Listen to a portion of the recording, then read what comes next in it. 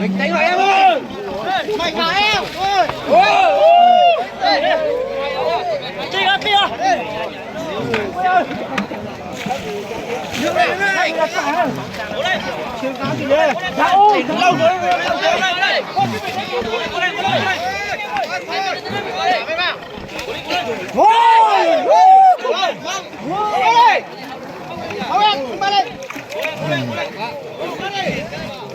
Vâng cần đi. Xoay ngang.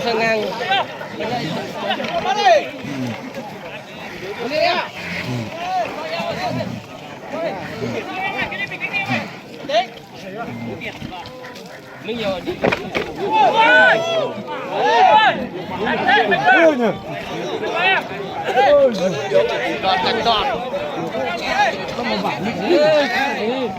Đẩy đi.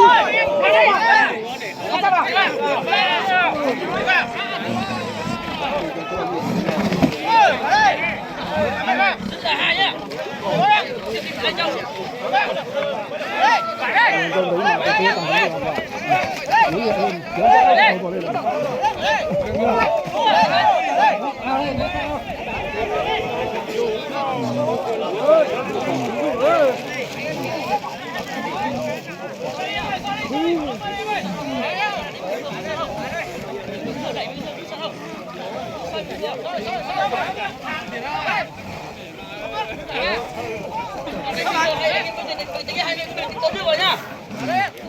Xin lỗi, đưa vào đây. Đưa nước nhiều cho má đi.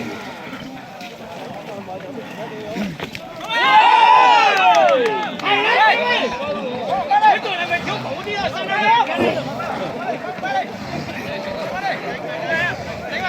đây? Mày làm của tôi như thế xem. Mày nghiêng chứ này. Vào.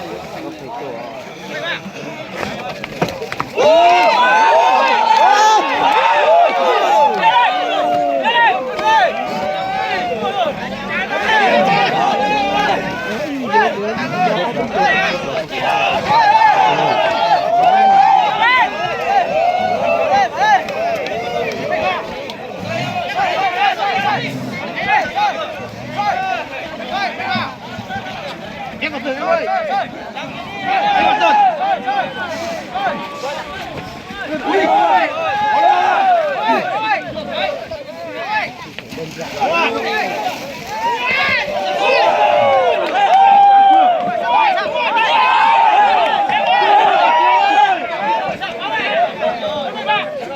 Ông biết rồi.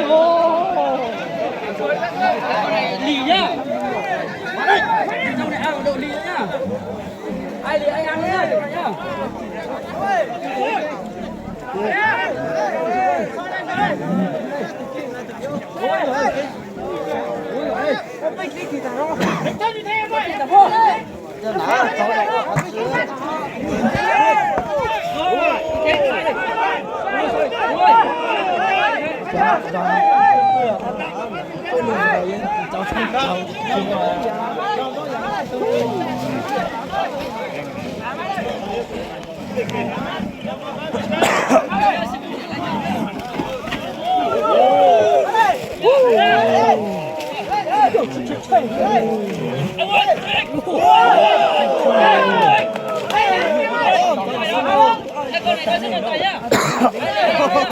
Chó tí nữa, có gì chó có gì chó xe à?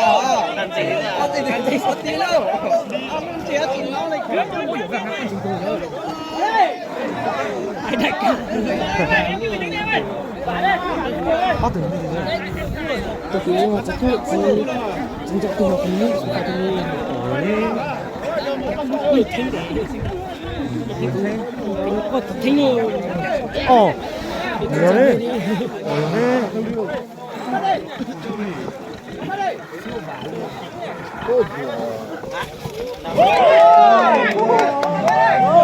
không mà tôi sợ tao. Cố cố là sợ của không thì rồi.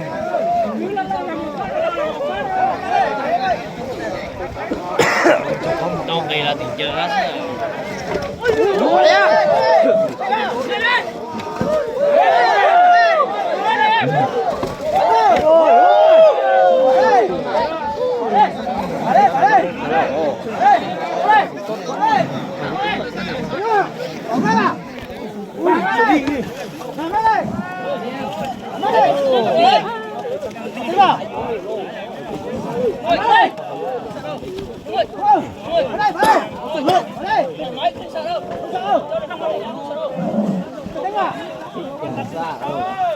Sang cả xa lên luôn.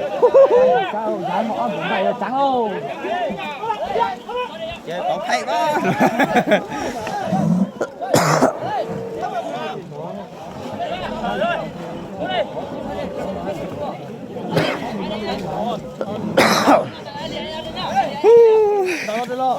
Đừng lo.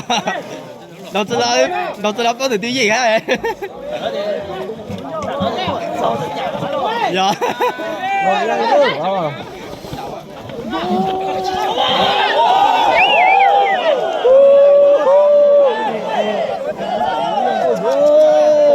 Trò chơi mất thiếu.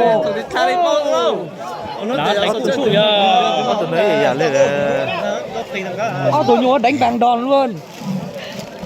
Không phải đánh bằng lưng mà đánh bằng đòn nữa. Một chi tâm chiêu. Ôi giờ làm tôi sao?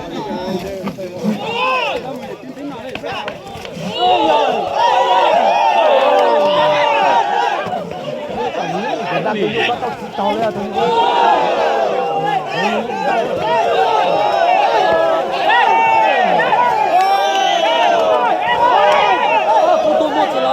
Đó, cho bé đi trên chơi chờ. Gì tôi cũng to à. Tôi nghĩ con đấy tôi nghĩ kỳ lắm to à. À đây.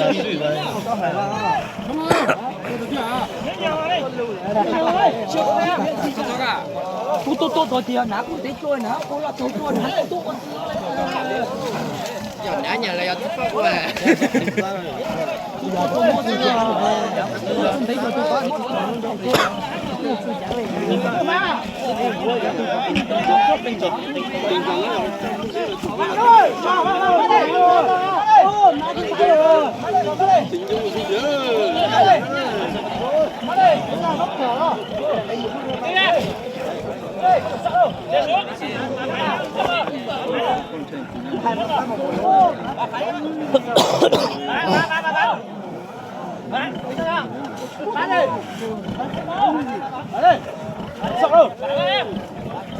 Đứng sân thôi ơi. Lên bàn ơi.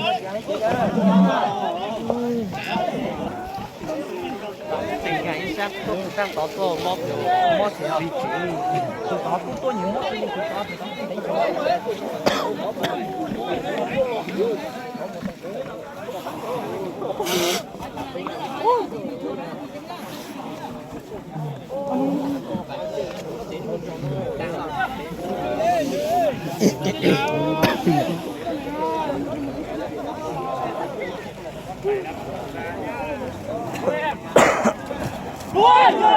Mà đây em ơi, không đi.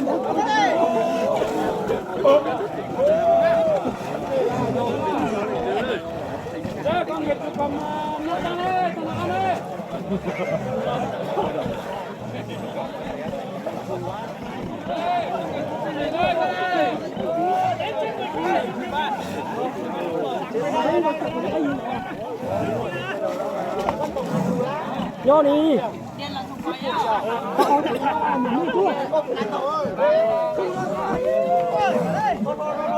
cố gắng đi em ơi, cố gắng chịu ơi, cố gắng chịu đừng ơi.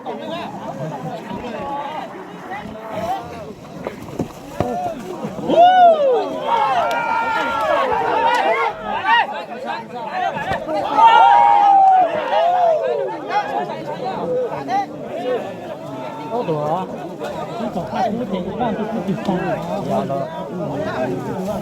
Sao chỉ từ phút vậy à? Phút thấy cái này mốt nó đây. Cái này cũng chỉ các cũng tí này chứ em tao lo tôi lo.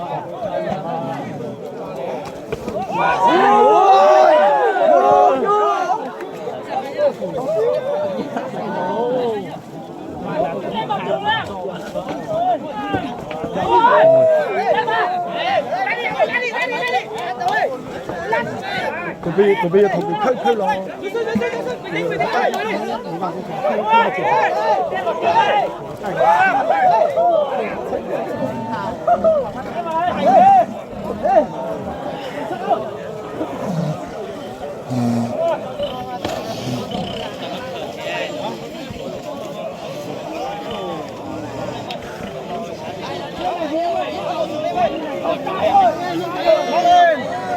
上到底看住呢。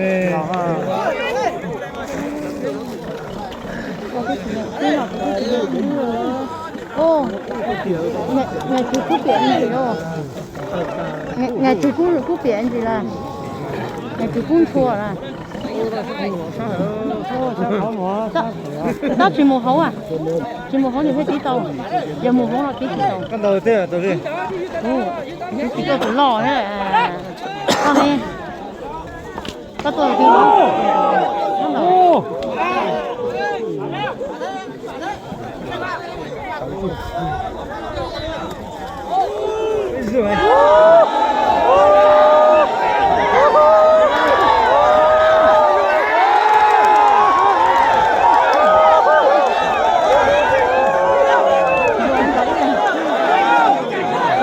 Cái tình là tụi nó gửi tình.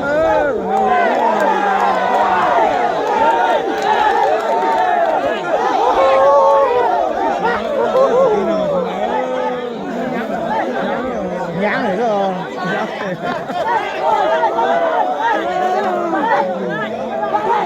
Tân cho tuyệt vời. Tôi nhá cá tân cho tuyệt vời. Tân cho tuyệt vời. Tất cả các lý do là tuyệt vời. Có nè. Cho tuyệt vời. Cho nhiều thấy rồi. Ăn rồi. Ơi, tụi tôi tỉa lon nào đi đâu.